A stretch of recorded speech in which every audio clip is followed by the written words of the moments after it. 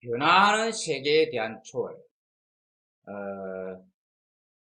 우리가 앞에서 쭉 이야기한 바, 그, 유한한 관점을 초월하는 무한한 관점에서 모든 것을 바라보는 것이 어떤 도의 관점에서 모든 것을 바라보는 이제 관점이라고 했습니다. 그것은 이 현상세계, 변화하는 세계에 대한 어떤 초월적 입장에 쓰는 것입니다. 변화하는 세계, 현상세계는 도가에서, 아니, 중국 철학에서는 만물이라고 하죠. 만물이 이 현상세계고 변화하는 세계입니다.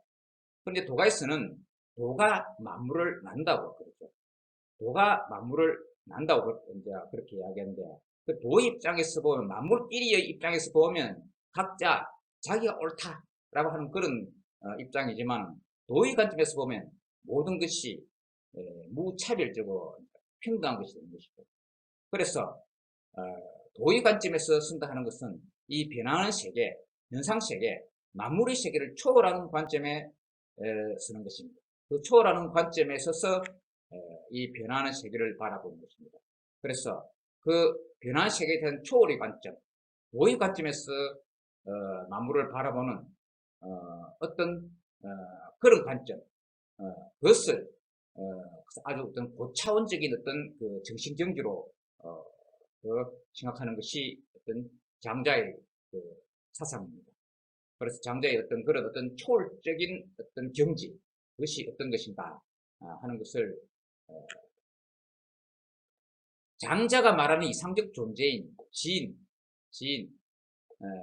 장자는 이상 존재를 지인이라 이런 식으로 이렇게 또는 신인, 성인이라고도, 성인은 이제 그 유가 철학에서 많이 쓰는 표현인데, 그 도가 철학에서도 성인이라는 표현을 쓰고, 앞에 노자에서 그 말한 바도 그 이상적 존재를 성인이라고 했습니다. 그런데 장자는 특히 어떤 지인이라는 표현을 이렇게 씁니다. 성인이라고도 하지만은 지인이라는 표현을 썼습니다. 그러니까 이제 유가에서 그 이상적 존재를 성인이라 그러는데 도가에서 성인을 한다는 것은 같은 의미는 아닌 것이죠. 같은 용어를 쓴다 하더라도 그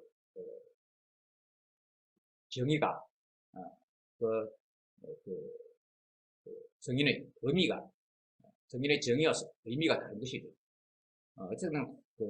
어쨌든지 장자는 이 지극한 존재라는 이 표현을 그렇습니다. 지인은 세상 일의 잡다한 구분을 초월했을 뿐만 아니라 자기와 세계, 나와 내가 아닌 것의 구분도 초월하였기 때문에 절대적으로 행복하다. 도의 관점에 섰었다. 도의 관점에 서서 모든 것을 초월했다는 이야기입니다. 그렇기 때문에 초월했기 때문에 절대적으로 행복하다. 그리고 절대적으로 자유롭다. 절대적으로 자유롭고 행복하다. 그런 뜻입니다.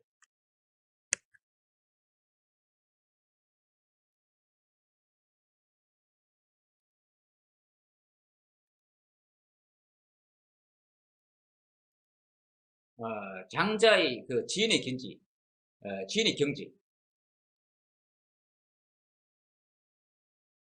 장자의 지인의 경지는 만물, 현상세계, 만물의 세계를 초월한 경지인데, 그것은 그 만물의 어떤 변화하는 어떤 상황, 그것은 삶과 죽음까지도 포괄하는 그런 것이죠. 그렇기 때문에 장자가 생각하는 그 장자의 경지, 그것은 삶과 죽음의 초월로도 나아갑니다. 그리고 그 경지는 삶과 죽음의 초월로도 나아간다. 그런데 이러한 경지가 가능한 근거는 물화로 표현되는 장자의 변화에 대한 인식입니다. 물화. 자, 이 물화라는 어떤 말이 나옵니다. 그러니까 그 초월적인 이 관점, 이것을 이제 이야기할 때 장자가 말한 바는 물화라는 것인데, 장자의 변화에 대한 인식입니다. 그래서 이 물화에 대해서 이야기해 보도록 하겠습니다.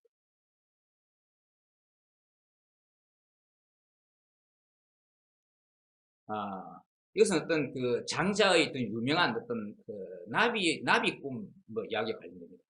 장자는 제물론 마지막에 유명한 나비 꿈 이야기를 합니다.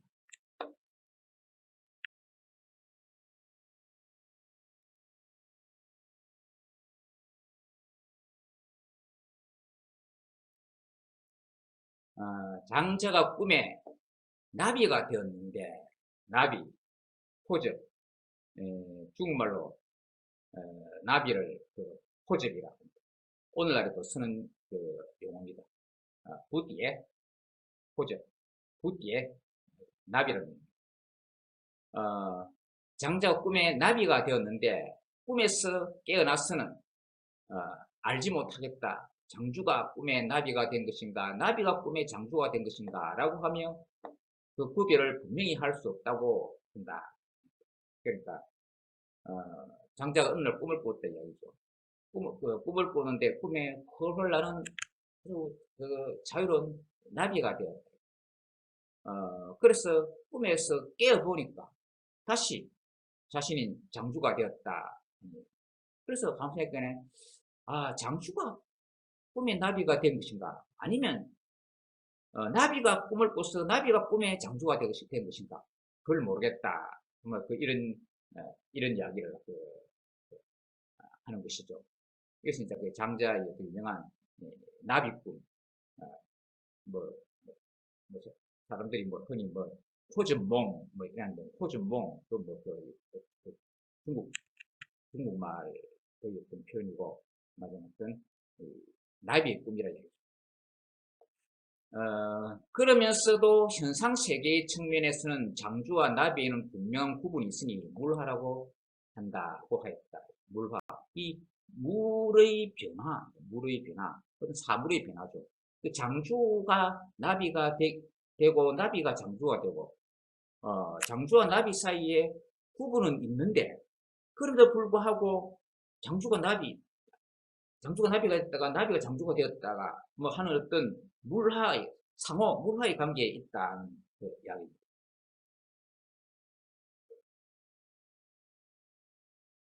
자, 참 장주가 꿈에 뭐 나비가 되는 그 모습을 그 화가가 어떤 화가가 이제 그림으로 표현한 것입니다.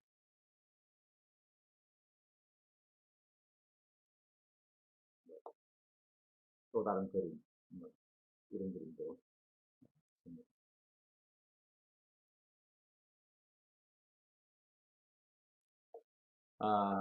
장자 내 편을 볼 때 많은 부분에서 수술되고 있는 것이 삼가 죽음의 문제가 있습니다. 유한한 존재자는 시 공간의 한계를 벗어날 수가 없어서 태어나서는 늙고 병들어 죽기 마련이므로 이에 대한 공포는 본능적 공포라고 할 수 있습니다. 우리가 참 인간이 가지고 있는 공포 중에 참 죽음에 대한 공포가 아주 크죠. 그래서 죽음에 대한 공포와 불안을 해결하기 위해서 종교가 생겼다라고 하는데, 그런데 이 중국 철학에서는 말하자면 어떤 그 죽음에 대한 것을 갖다가 어떤 종교적인 방법으로 해결하려고 하지 않고, 말하자면 그 철학적인 어떤 그 철학적인 경지로 어떤 해결하려 합니다. 저는 종교적인 관점과 다릅니다. 그렇기 때문에 말하자면 여기서 이제 중국 철학에서 이야기하는 바 사실상으로 지금 장자 이야기를 하고 또 더 넓게는 도가 이야기를 하지만 육아도 그렇고 중국 철학은 죽음에 대해서 불안하고 공포스럽게 생각하지 말자라고 이렇게 이야기하고 있습니다. 그래서 그 종교적인 어떤 해결 방식은 다릅니다. 담담하게 이제 대하는 것이죠. 그래서 앞서 말한 물화, 그러니까 나비 꿈 이야기에서 말한 어떤 물화에 대한 예는 곧 이러한 삶과 죽음에 대한 인식과도 직결되기도 합니다. 인간은 죽음 이후의 세계에 대한 두려움을 갖고 있죠. 일반적으로 사람들이. 그런 것이죠.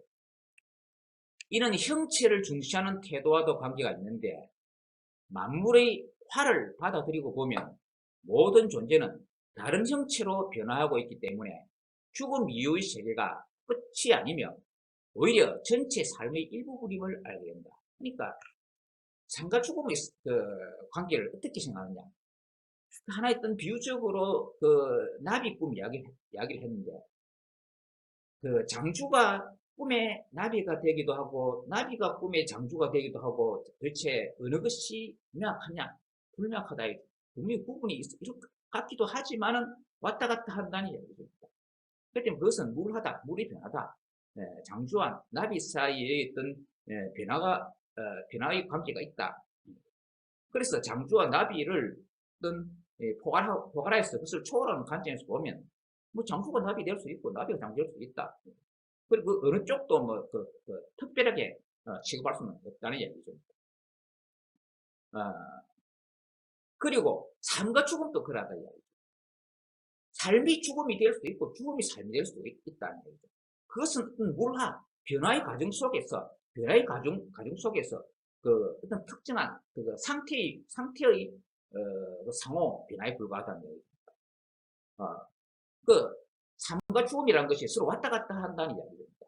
특정한 상태의 한 측면에 불과하다. 삶도 특정한 상태의 한 측면에 불과하고 죽음도 특정한 상태의 한 측면에 불과하기 때문에 삶이라고 해가지고 이거 뭐 대단히 기쁘다 할 것도 없고 죽음이라 이야기한다고 해가지고 죽음이라고 한다 해가지고 뭐 특별히 슬프다라고 할 것도 없다 이야기입니다. 삶이 행복하다, 죽음이 불행하다 할 것도 없다 이야기죠. 다 똑같고 어떤 특정한 상태의 하나의 어떤 한 존재의 특정한 상태라는 어떤 양측면, 삶이라는 특정한 상태, 죽음이라는 특정한 상태로서 이렇게 이야기되는 존재의 어떤 양측면으로서 그것도 왔다 갔다 한다 이겁니다.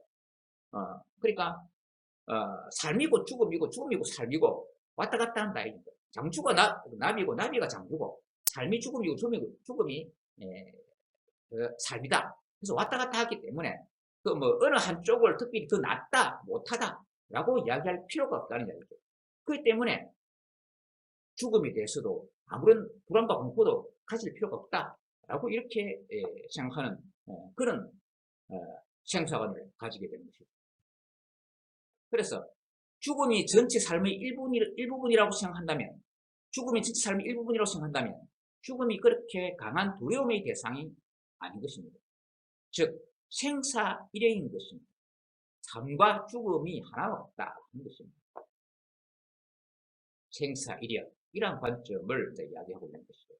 그런데 사실상으로 장자에 대해서 이야기하지만 장자만 이런 생각을 가진 것이 아니라 도화사상 자체가 그러하고 그래서 이 도화사상이 나중에 쭉 전개가 되다가 나중에 이제 시기적으로 중국 시대를 지나고 진나라, 한나라 다음에 위진남북조 시대라는 이제 시대가 됩니다. 그때 좀 도가가 또 다시 많이 이야기가 되게 되는데 그때 또 이런 이야기가 나옵니다. 그러니까 이 죽음이란 뭐냐? 그리고 우리가 한 존재가 태어나가지고 태어났는데 그것은 어떤 사람이 여행 가는 것 같다. 우리 삶은 여행이다. 우리 삶이 태어나서 쭉 살아가는 것은 여행이다. 집에서 떠나서 여행 간다. 그 다음에 죽음은 뭐냐? 여행을 마치고 집으로 돌아가는 것이다. 여행을 마치고 집으로 돌아가는 것이기 때문에 죽음이란 것이 불안과 공포의 대상이 아니다 이거죠. 그저 여행해서 집으로 돌아가는 것이다. 그래 생사 일여의 이런 관점이죠. 자, 그럼 이 도가만 이런 생각을 가졌느냐? 육아사상도 마찬가지입니다. 육아사상도 마찬가지로 맞으면 어떤 생사 일여의 어떤 관점을 가집니다. 그러니까 중국 사람들의 사고방식 자체가 어떤 생사 일여의 어떤 사고방식을 이렇게 가지는 것이죠. 물론 일반 백성들, 일반 보통 사람들까지 다 이런 생각을 다 가지냐 하면 한다면 또 그런 것도 아니죠. 일반 사람들은 지금 종교에 많이 빠지고 하기 때문에 그런데 이게 말하자면 어떤 그거 좀 그거 정치 그 높은 정치 경지를 추구하는 어떤 철학자 사상가들이 주로 이런 생각을 이렇게 많이 가지고 그리고 그 사상도 말하자면 어떤 육아든 도가든 말하자면 마찬가지로 이런 생사 일의 관점을 가지고 있는 것이고 육아도 그 말하자면 중국의 우리나라 고려 때에 이제 중국의 있었던 왕조 송나라 우리 앞에서 말한 여기서 말한 춘정실의 송나라 말고 우리나라 고려 때 있던 그 송나라 그때의 진짜 승리학자 승리학자인 장행거라는 사람이 있었는데 그 육아 철학자죠. 육아 철학자인데 그 사람은 살아있을 때 최선을 다하고 죽으면 편히 쉰다. 뭐 이런 생각을 가졌습니다. 뭐 그러니까 다 이게 육아든 도가든 어떤 비슷한 맥락의 어떤 생사관을 이렇게 그, 가지고 있는 것이죠. 죽음은 운명이다. 무라에 대한 인식은 명으로부터 해방을 의미한다. 그러니까 죽음이 명이다 하는 것은 이 명은 그냥 이 자연법칙에 관한 얘기, 자연법칙. 이 자연법칙이라는 것은 도가에서 말하는 도법자연, 무의자연, 도가 자연을 본받는다. 즉, 도가 자연이다. 그리고 무의자연이다 하는 그 스스로 그람의 자연을 말하는 것이 아니라 요즘 이야기하는 그냥 자연법칙 것을 말하는 것입니다. 네, 자연과학에서 이야기하는 그런 어떤 자연법칙 그 이야기인데, 그것을 갖다가 이 중국적인 표현으로 그냥 명이다. 어찌할 수 없는 것, 어찌할 수 없는 것. 그런데 어찌할 수 없는 이 자연법칙을 해서 그 정신적 경지를 보양시켜서 그 자연법칙을 초탈하는 그런 정신 경지를 가진 상태. 그것이 어떤 도의 상태죠. 도의 상태이기 때문에 삶이든 죽음이든 그것은 다 어떤 명입니다. 그런데 말하자면 이 삶과 죽음이 왔다 갔다 하는 그 물화에 대한 그 인식을 어떻게 하느냐 하는 것은 이 명으로부터 해방을 의미한다. 자연법칙으로서부터 해방해서 자유를 누리는 것입니다. 자유를 누리는 것입니다. 서양에서도 어떤 근대 그 철학자 칸트 같은 경우에도 이 인간은 자연법칙의 측면도 있지만 자연법칙에서 어떤 자유법칙을 지향하는 자유법칙. 그런데 그런 이야기인데 물론 도가가 어떤 그런 칸트 철학하고는 다르지만 어떤 도의 경지라는 것은 자유의 경지에 있는 것인데 자연법칙은 이제 운명적인 이제 그런 것이고 우리 우리 육체를 가지고 있고 삶과 죽음이 있는 그런 어떤 자연법칙 그런 것이죠. 그런 것이 돼가지고 우리 정신 경지를 보양시켜서 절대 자유를 추구하는 것이 이제 장자의 어떤 사상, 그래서 전체적으로 도가의 사상이기도 합니다.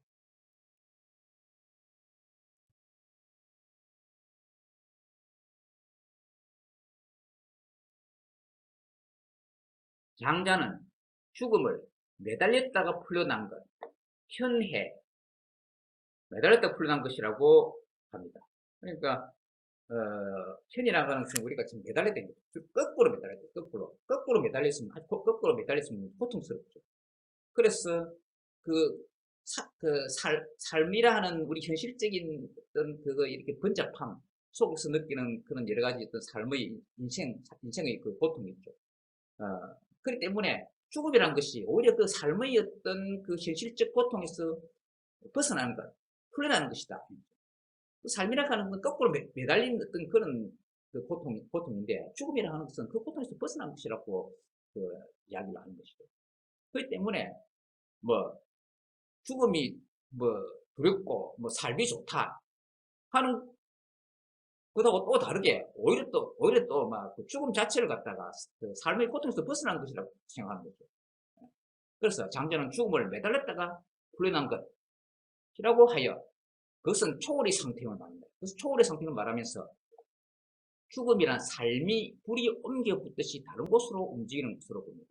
우리의 장작개비 보면 여기에 장작개비 하나에 이제 불이 붙었다가 그 다음에 그거 다 타고 나면 또 옆에 그 장작개비로 옮겨가고 뭐 이런 식으로 이제 하는 그 이제 불이 이어진다 하는 것으로 이제 하는 이제 비유를 해서 그러니까 어, 삶이 있다가 죽음이 있는 것은 그냥 동일한 존재가 상태의 차이로서 삶의 상태가 있다고 죽음의 상태가 있다고 이렇게 하는 것이다.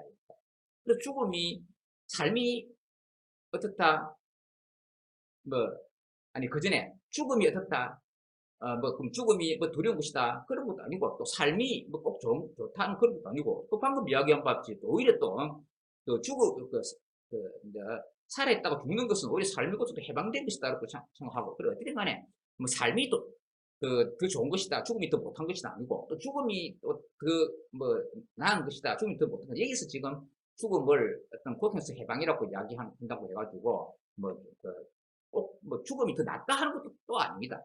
만약 역설적으로 사람이 너무 어떤 삶에 집착하고 그 죽음을 두려워하기 때문에 뭐 여기서는 오히려 어떤 삶을 고통이라 생각하고 죽음을 그 고통에서 풀려난 것이라고 뭐 이렇게 이제 이야기하는 것이 그렇다고 이 말이 꼭 죽음이 더 삶보다 낫다 꼭 그런 것도 아닙니다. 삶이 더 낫다 죽음이 더 낫다 삶이 더 못하다 죽음이 더 못하다 장자가 말하는 궁극적인 것은 그런 것이 아니다. 그것은 삶이고 죽음이고 하는 것은 모두 다 어떤 한 존재의 그 상태의 차이고 물화 그 상태의 변화 속에 일련의 변화 속에 있는 것이다. 그 삶도 하나의 상태요 죽음도 하나의 상태라는 이야기입니다. 그래서 우리는 그런 것을 초월한 그런 관점을 가지라는 그 이야기입니다. 그리고 죽음이 결국 끝이 아니라는 의미입니다. 그러면 죽음은 더 이상 그렇게 생각한다면 그러면 죽음은 더 이상 공포의 대상이 아니라 또 삶이 되는 것입니다. 장자는 죽음을 물의 소멸로 본 것이 아니라 다른 물로의 화로 설명함으로써 그 두려움을 없애려고 했습니다. 이는 단순히 죽음이란 운명에 순응하라는 뜻이 아니라 죽음의 자연성을 받아들임으로써 우리의 의식을 고차적 경지로 끌어올리고 있는 것입니다. 삶과 죽음 사이의 변화에 대한 인식이 물리적인 것에만 머무르는 것이 아닌 의식의 변화를 가져옴에 따른 것이라는 말입니다. 장자가 진정 말하고자 하는 바는 바로 이 의식의 변화입니다. 인간을 자유롭지 못하게 하는 대상들의 실체를 밝혀 그 본질을 인식하게 함으로써 자연스럽게 의식의 변화를 유도하는 것입니다. 이 말은 세상으로 영양철학의 표현으로는 경지를 고양시키는 것입니다. 그래서 장자는 변화의 이치를 터득함으로써 정신 내면의 의식의 변화를 향해 나갈 것을 지향하는데 이렇게 우리 주체적 경지를 높여가는 것이 거의 철학사상의 본질이라고 할 수 있습니다. 이러한 경지에 이르는 데는 여러 가지 방해 요소들이 있는데 그 대표적인 것이 이때까지 이야기한 죽음에 대한 공포와 죽음이 닥쳐올 것에 대한 불안입니다. 장자 사상이 든다면 이러한 공포와 불안은 사물의 본성에 대한 깊은 통찰을 통해서 감소되어질 수 있다고 볼 수 있겠습니다. 그것은 이치로 감정을 순화시키는 일입니다. 이런 표현이 있습니다. 이리화정, 리로서 정을 순화시킨다.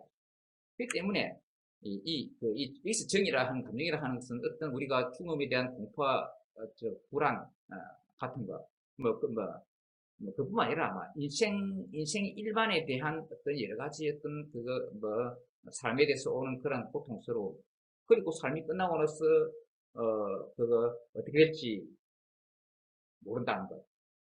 삶이 끝나고는 죽음인데 죽음이라는 것이 뭔지 모른다는 것.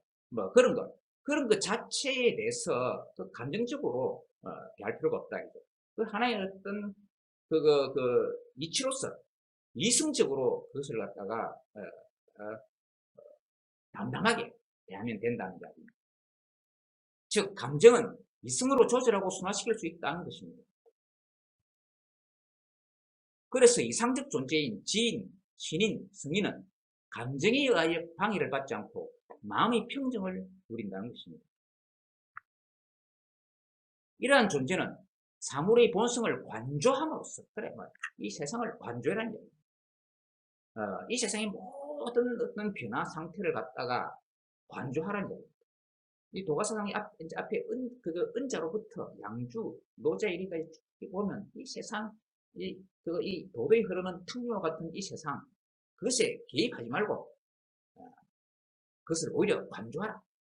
한 걸음 물러서서 아니 초월하여서 그것을 관조하라 했죠. 관조함으로써 결코 외계의 흥망성쇠의 영향을 받지 말라는 이야기입니다. 그러니까 이 세상의 어떤 변화, 흥망성쇠, 이 세상의 변화, 흥망성쇠의 영향을 받지 않고 그것을 초월해서 관조하라는 이야기입니다. 그렇기 때문에 이상적 존재는 외물에 의존하지 않고 그의 행복도 외물의 제한을 받지 않는다는 것입니다. 이로써 그는 절대적 행복을 얻었다고 말하게 되는 것입니다.